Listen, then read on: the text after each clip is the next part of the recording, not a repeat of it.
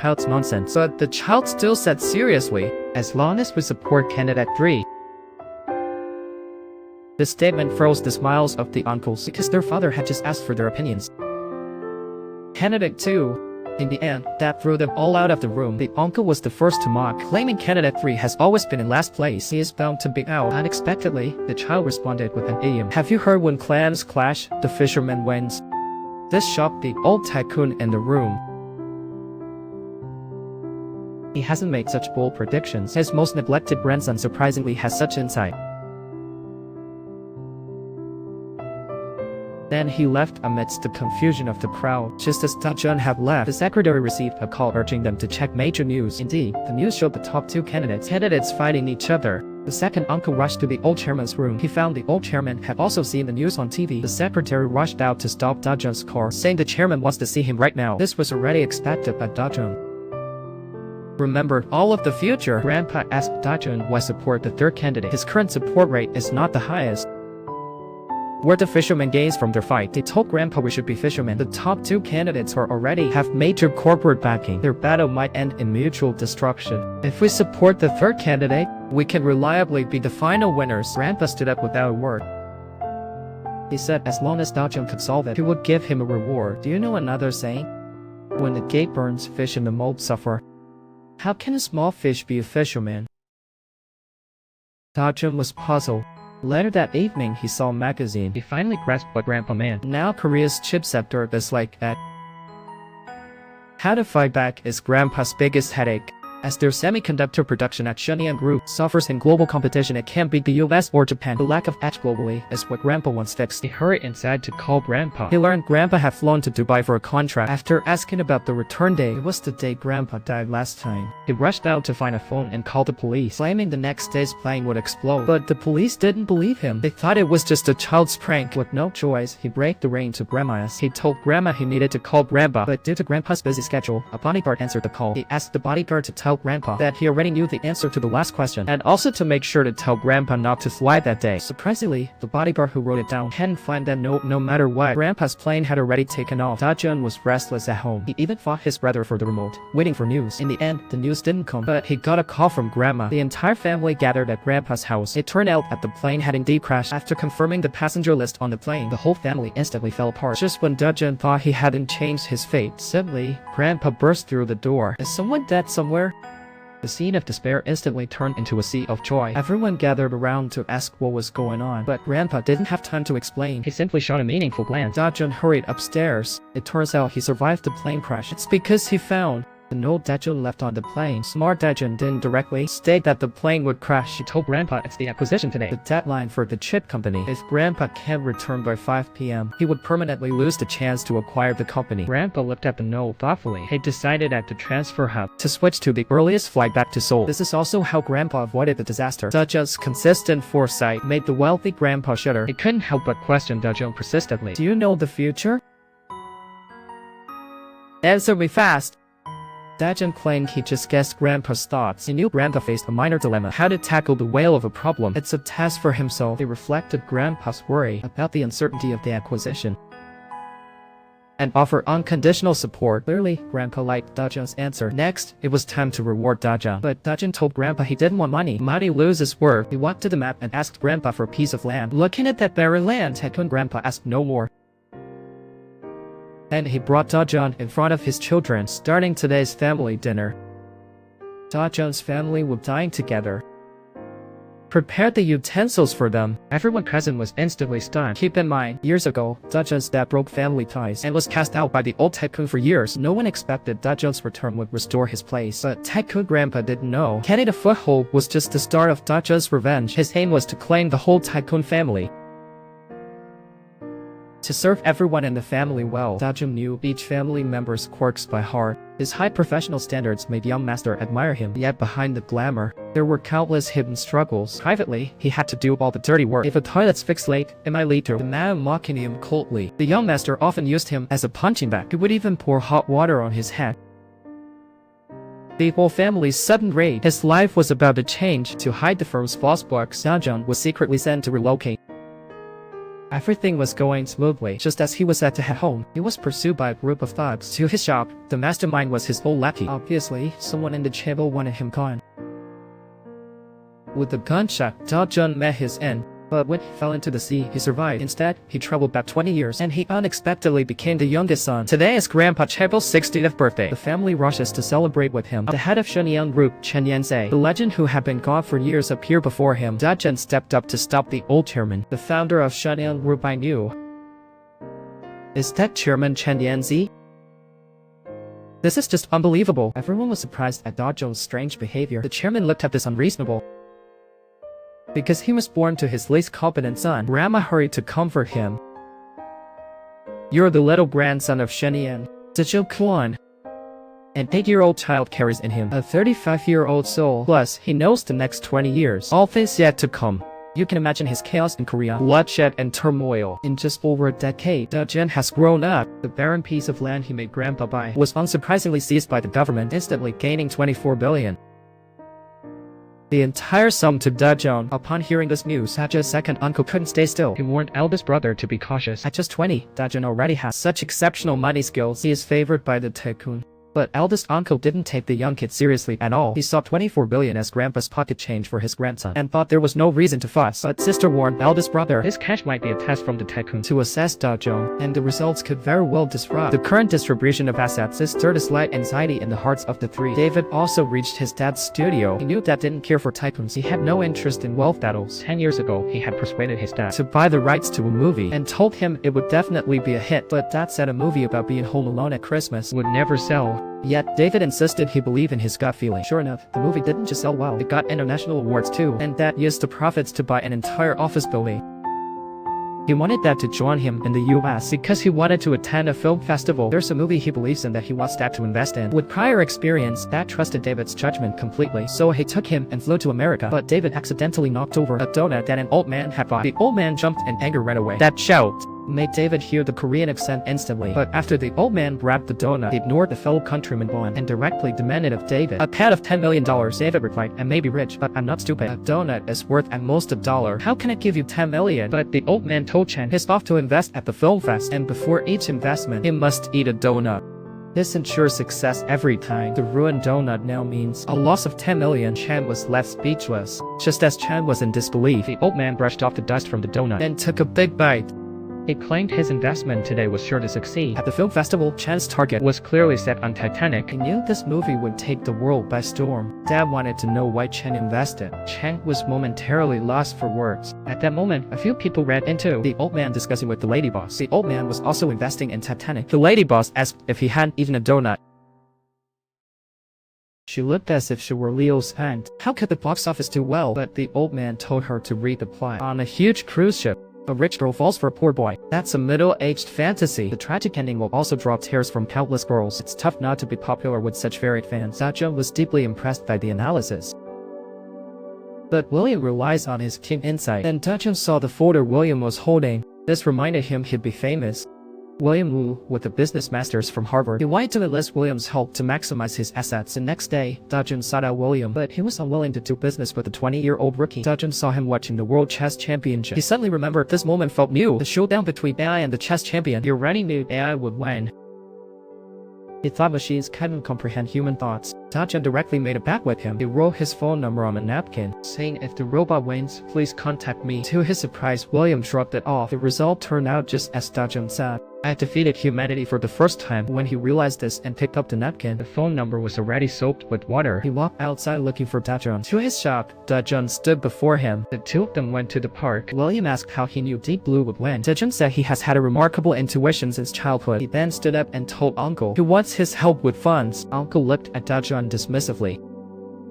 Financial assets. Da-jun, however, stopped Uncle. He countered, what if I have multiple billions? Thus, the two made an agreement smoothly. Grandpa Tycoon is also tied up with Shenyang's heir. To test Uncle's qualifications for succession, Grandpa Tycoon instructed him to acquire a bankrupt steel plant, growing Shenyang's business network. Recently, due to Da-jun's remarkable talent, Uncle had begun to feel wary of him. He recalled what Grandpa had told him. If you can't handle this position, to ensure this project goes flawlessly, Uncle brought in several advisors.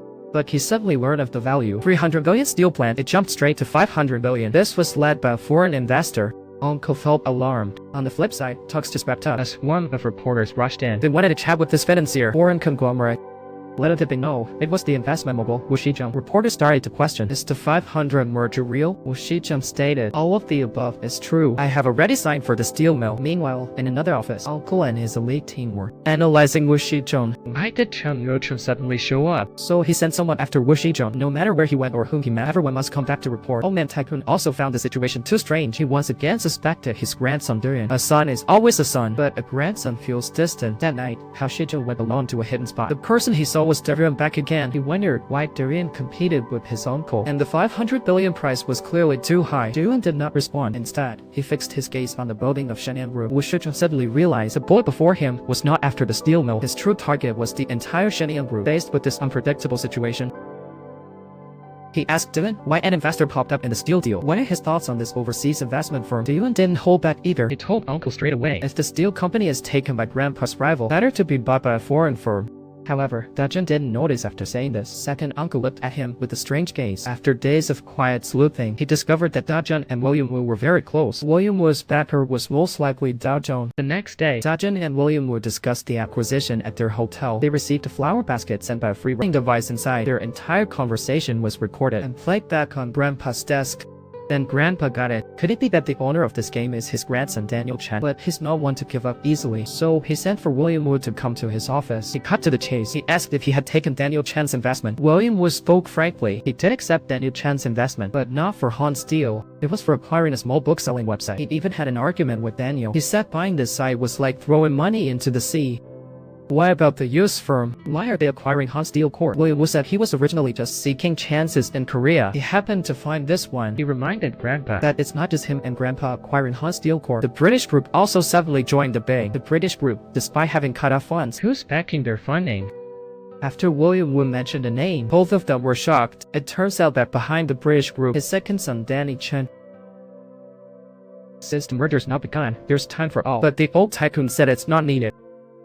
If business means family to consider, then in the end, one will succeed. Uncle gathered a dozen advisors. He told them to calculate bets overnight. The original project was 300 billion. Now they need to invest 750 billion to buy. But all the funds they had, bonds add up to only 700 billion. Just as Uncle prepared to sell his shares, she said she could provide 50 billion for her brother, but the condition is that he must support her husband in the election. This was a piece of cake for Uncle. In the end, the two reached an agreement. Uncle bought it for 750 billion.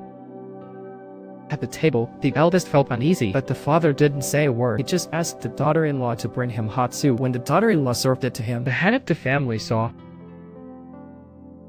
that the father finally acknowledged his position. Uncle was almost in tears. Meanwhile, two who should be sad about the loss suddenly burst into laughter. Turns out, this was all part of Daja's big plan. The ultimate goal was to raise the acquisition price, to load them with huge debts, hindering their path. Because Daja knew that a global financial crisis was about to hit. Grandpa watched the news of daily closures on TV, filled with sorrow.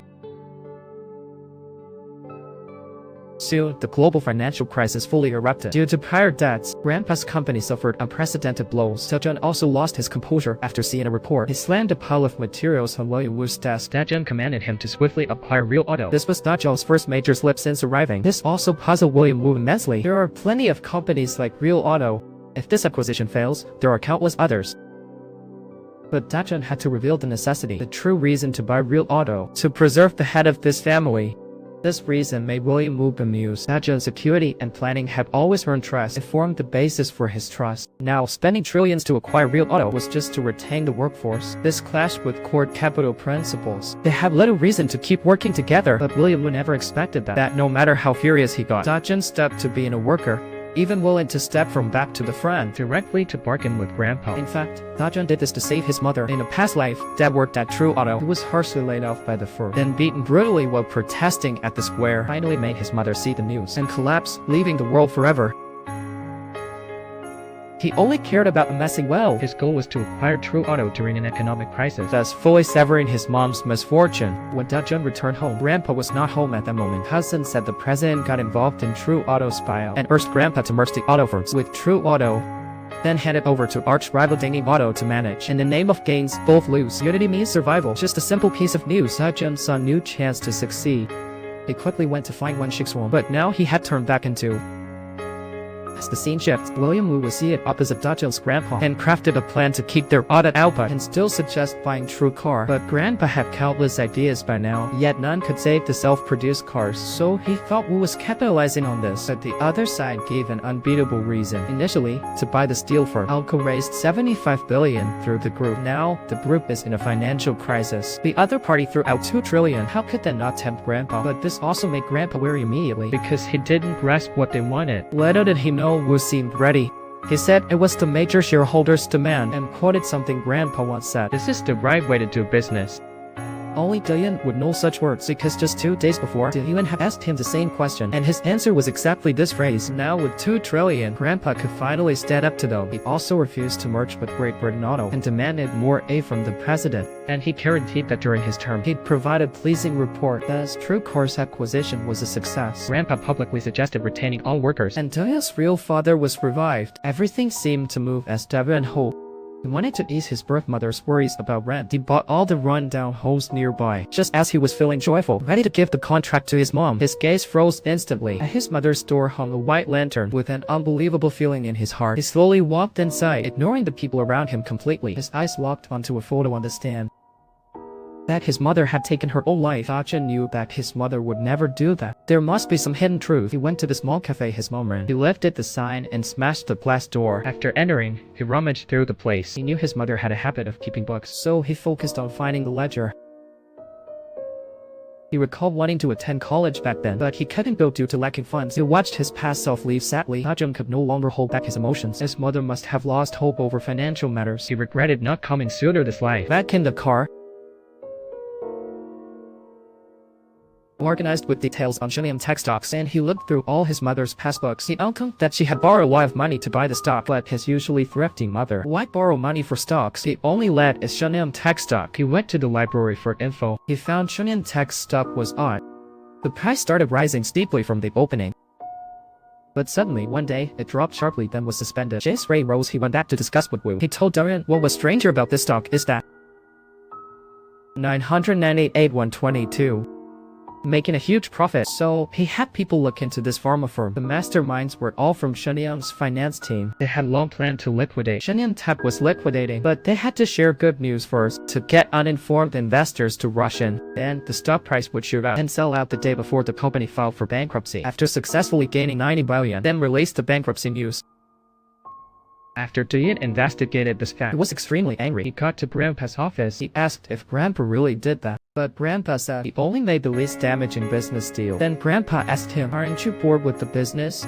Why come to ask this question today? Dajun suppressed his anger. He quickly said a few words to Grandpa and left. When he exited the Shenyang building, he saw some investors with signs at the door. His heart was filled with mixed emotions.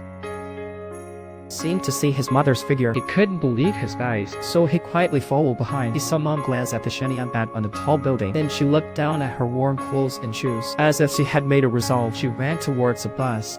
He realized that this was how his mother died in this life. Dajun looked at the billboard above. A sign about proper business was quite ironic. He quietly made his choice. He vowed to take revenge for his mother. The new city project to make sure the rights were secure. Grandpa even planned to train a mayor himself and make his oldest grandson the project head, then take charge himself to smoothly enhance the heir's status. But his mother was indirectly killed by his grandfather. And the twist is his uncle. As the son-in-law of the family, Oku was always a weak character, though his wife fought for him. He rose from guard to prosecutor, but when he aimed for politics, he faced strong opposition from his father-in-law, even with his wife arguing with the chairman. So Dajun Habuli would meet them privately, but thinking of the chairman's power, the two were too scared to agree. Without choice, Wu could only promise Oku, you possess the president's feared weapon. Ni? These words made Oku stand tall. Plus the lure of 20 billion in aid. They finally decided to take the risk, but the chairman soon heard his son-in-law had signed out, so he directly called the son-in-law's boss. He completely extinguished the little spark of hope, but Dajun had guessed his grandfather would act. He was quietly waiting in the yard. Sure enough, and soon appeared in a loud commotion. Dajun hurried to stop the two. A word awakened the dreamer. If you want to see Grandpa, better to let Uncle go up alone. What are you saying? Why are you doing this too? If Aunt goes along, Grandpa sees Uncle as a son-in-law. With Dajun's guidance, Oku sat alone before old chairman for the first time. Even facing old chairman's intimidating presence, he stood firm for the first time. He said it's fine not to be mayor. He would become a tycoon sniper. He has been a tycoon for years. The son-in-law knows the operations very well. These words made old chairman instantly realize a wise one guides the son-in-law. He could only agree from now on the run. He quickly set up an investigation. What he never expected was that, in the end, they led to Miracle Corp. Dajun stayed hidden behind the scenes. In the end, Oku became mayor. Grandpa reluctantly was first to call and congratulate. He hoped in the new city's bidding, the son-in-law would put family first, but in the end, he miscalculated. The new city project was given to Dajun. But with such a big pie, how could old chairman let it slide? He quickly called his son-in-law. He asked him directly who was against him. Surprisingly, the shy Oku boldly stared into the old chairman's eyes, even said the bidding was fair and square. No one was playing dirty. If he has any doubts, he could ask the city for a file check. My backing supports come from the countless citizens of Seoul. His words were clear and articulate. This shocked the old chairman at the puppeteer's skill. He instantly knew this person must go, or there'd be a major problem later. That afternoon, the prosecutor's office suddenly showed up at Miracle Company, and they temporarily detained Willie Wu. They pressured him to call the puppet master. Meanwhile, Dajun saw the company seal, and he quickly realized the time to step forward had come. That night, he resolutely pushed open the tea house door, striding towards Grandpa. Grandpa had long been waiting. Dajun directly laid it out, saying if William Wu wasn't released, he would expose all the scandals of the Chebo group to the media. Ransom bribes his son-in-law, the mayor. All scandals involve Grandpa's family, and Sonia Group will completely lose credibility. Grandpa asks Dajun what his purpose is. Dajun explains his objective. It's to buy Sonia Group entirely. Old chairman chuckles. He sees his reflection in this grandson. The probe into the mayor's bribes. But the chairman won't just concede. That night he goes to the grandson's room. Seeing him still working on projects late at night, he instantly reassures him. The next day, calls to Miracle Company flood in. All media companies that promised to settle in New City all demand to withdraw their bids, citing pressure from a major client retracting ads. Of course, the big client is Sunnyam. A small simple move quickly turns New City into ruins and eliminates the need for plans. But luckily, the mayor is Dajun's uncle. The project won't be dropped just yet.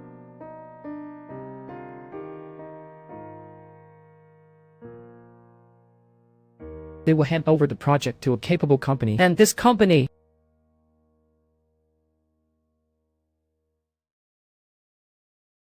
it has been